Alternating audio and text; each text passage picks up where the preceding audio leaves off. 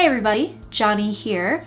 So a funny thing happened this morning. I just got this new flex shaft for my Dremel 8220 and I realized, new to the world of the Dremel flex shaft, I had no idea how to install it. Dremel comes pretty much set up like this and I've used it, but as you can see it's rather large. Holding it and trying to engrave with this big clunky thing that's like the size of my forearm has proved challenging, to say the least. So I went and got this flex shaft using a coupon at Michael's for about $26, $27. They run about $30 to $35, so I got a little bit of money off. And it came with the shaft and it came with this little metal connector piece. When I went on a quick internet search this morning, I realized that there are no videos that teach you how to attach the flex shaft to the Dremel. So here we are. I'm trying to solve a problem that exists. Anyway, so if you have your Dremel, you have your flex shaft, and you have your metal connector piece, that's what we're doing today. Okay, as I mentioned before, you have your Dremel power rotary tool. You have the metal piece. It almost looks like a bolt of sorts that comes with the flex shaft attachment pictured here. So what you want to do first is you want to remove these top parts from your Dremel. So using the lock button here, you're going to twist off the black piece first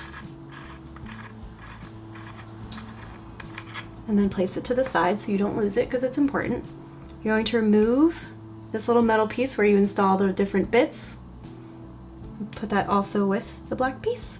And then you're going to also remove this piece so that your Dremel should look like just this ridged metal part is exposed. Now, the metal piece that comes with the flex shaft in the top here, it's hard to see, but if you zoom in, it actually has a square drawn out of it.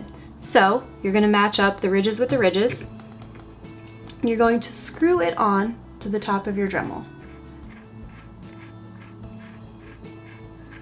It'll be pretty loose for the most part, and then right here you can see it'll give a little bit, so the whole thing will start to twist. Once you reach that sort of resistance, that's the sign that you are ready to now attach the flex shaft. So, like the metal piece that we just installed, there's actually a pin in the middle of here that has a square head. So the squares match up like so, and then all you have to do next is make sure you can twist it on.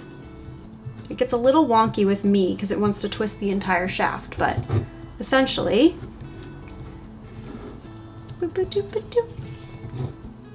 there you go. Voila. Your Dremel is now attached to the flex shaft. Now you can use this, I plan on using it for glass etching and wood carving, but it's more like a pen or like a little bit larger of a stylus. But as you can see, it makes carving and holding the object much easier. And that is how you attach the Dremel flex shaft.